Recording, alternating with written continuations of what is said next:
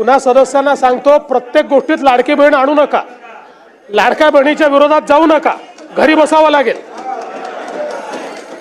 प्रत्येक गोष्टीत लाडकी बहीण लाडक्या बहिणींचे पैसे चालूच राहतील, ती योजना सुरूच राहील. त्या योजनेला दुसऱ्या योजनेशी कंपेअर करता येत नाही, हे आपण लक्षात ठेवा. दुसरं, माननीय अध्यक्ष महोदय, आपण जर काही निर्देश दिले असतील आणि त्याची अंमलबजावणी झाली नसेल तर तात्काळ ती करण्यात येईल. ठीक आहे. खरं म्हणजे झापलं हे म्हणणं अतिशय चुकीचं ठरेल. किंबहुना एक प्रकारे कालच्या प्रकरणात अभिमन्यू पवार यांच्यावर अन्यायच झाला, कारण ते बोलले वेगळं आणि मी ऐकलं वेगळं.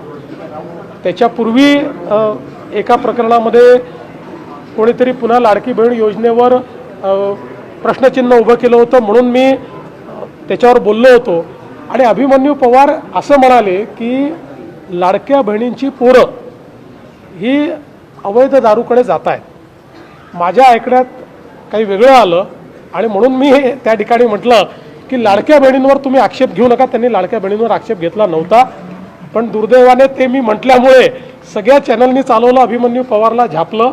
मी त्यांना बिलकुल झापलेलं नाही, माझा गैरसमज झाला होता, त्यांनी योग्य मुद्दा मांडला होता. नमस्कार, मराठवाडा नेता यूट्यूबमध्ये आपलं मनपूर्वक हार्दिक स्वागत आहे. आज मला स्वर्गीय बाळासाहेबजी ठाकरे युतीच्या सरकारमधलं रिमोट कंट्रोल म्हणून ज्यांच्याकडे बघितलं जातं त्यांची आठवण होते. त्या काळात मुख्यमंत्री होते मनोहर जोशी. एखादा प्रश्न पत्रकाराने विचारला की बाळासाहेब असं म्हणाले, यावर तुमचं काय मत आहे? मनोहर जोशी प्रामाणिकपणे सांगायचे, अरे मी त्यावेळेस ते ऐकलं नाही. काय नेमकं महाराष्ट्राच्या इतिहासात देवाभाऊच्या आयुष्यात एखाद्या वक्तव्यावर देवाभाऊ बोलतात किंवा खुलासा करतात किंवा युटर्न घेतात, हे त्यांच्या आयुष्यातली सगळ्यात सगळ्यात सगळ्यात सगळ्यात चुकीचा दिवस असू शकेल असं आम्हाला वाटतं.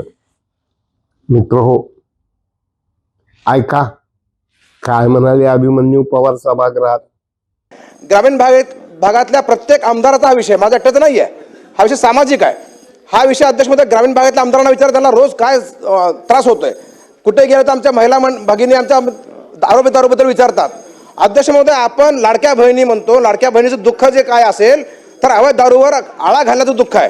अध्यक्ष महोदय, दुरुस्ती करण्याची आवश्यकता आहे. आपण बैठक घेतली, आपण निर्देश दिले एक्साईज डिपार्टमेंटला, फूड अँड ड्रग्सला, होम डिपार्टमेंटला.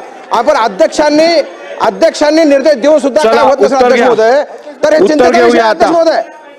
अध्यक्ष महोदय, आपण निर्देश दिलेले आहेत तरी काय होत नाही, हा चिंतेचा विषय. अध्यक्ष महोदय, चिंतेचा विषय आहे. ऐकलं ना, हेच म्हणाले ना की संपूर्ण महाराष्ट्रात आमदारांना जी अवस्था आहे ती अत्यंत वाईट आहे आणि यामुळं लाडक्या बहिणी या त्रस्त आहेत.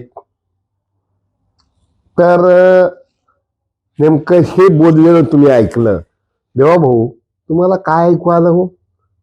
असं काय गोंधळ नव्हता सभागृहात, गर्दी नव्हती, घोषणा नव्हत्या, पण देवाभाऊ खरंच वंडरफुल.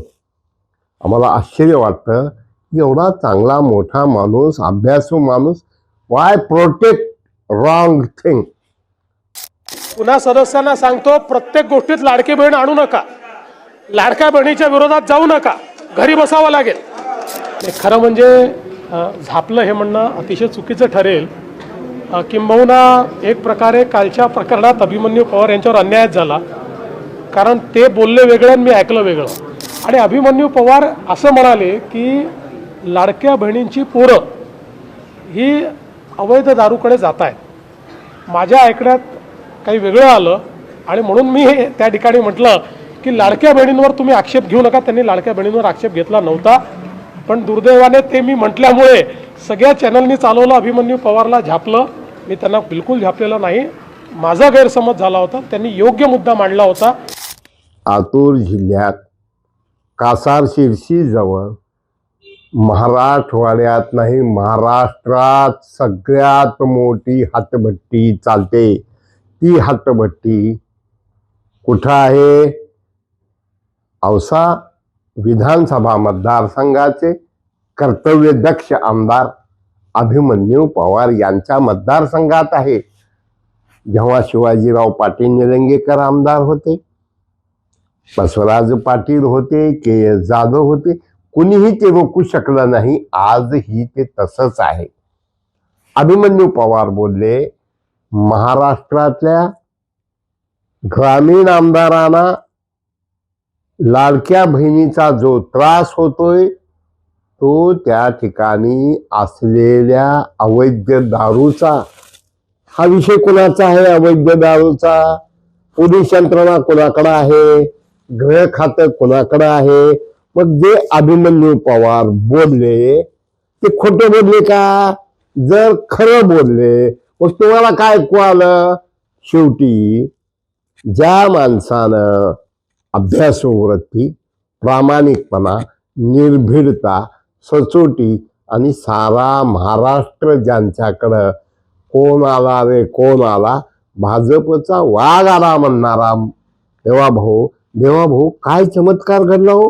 कशामुळे तुम्ही चुकीच्या गोष्टीला प्रोटेक्ट करताय? आम्हाला कळू द्या, लोकांना कळू द्या ते काय बोलले आणि तुम्हाला काय ऐकू आलं. ते म्हटले हे तुम्हाला आम्ही ऐकवलंय. आणि जर अशा पद्धतीनं होणार असेल तर तुमच्या आयुष्यातली ही पहिल्यांदा फर्स्ट टाइम उतरलाय. तुम्ही चुकीचं काहीही बोलला नाहीत. तुम्ही झापलं. आम्हाला माहित आहे फार मोठ्या शक्ती केंद्राबद्दल आम्ही बोलतो. संभाजीराव जे बोलले ना निवडणुकीच्या प्रचारात, मिनी मुख्यमंत्री, आज महाराष्ट्राच्या राजकारणात अभिमन्यू पवार यांची प्रतिमा मिनी मुख्यमंत्री आहे. तुम्ही तर त्यांना मिनी नाही पॉवरफुल मुख्यमंत्री करून टाकलं आजच्या बोलण्यातनं. मित्र हो, चिंतन करा, विचार करा, प्रतिक्रिया द्या, बोला, निर्भयपणे बोला. आणि मी वारंवार सांगतोय देवाभाऊ, निष्पाप शिक्षकाचा खून झाला हो, खून झाला. त्या कुटुंबाचे लोक तुमच्याकडे घेऊन आले, तुम्ही काही सुद्धा केला नाहीत. त्यावेळेलाही तुम्हाला काही ऐकू आलं नव्हतं का? ते वेगळं काही बोलले होते का? त्या ठिकाणी तुमच्यातली माणुसकी, संवेदना ही मेली होती का? मित्र हो, शेअर करा, सबस्क्राईब करा, लाईक करा. धन्यवाद.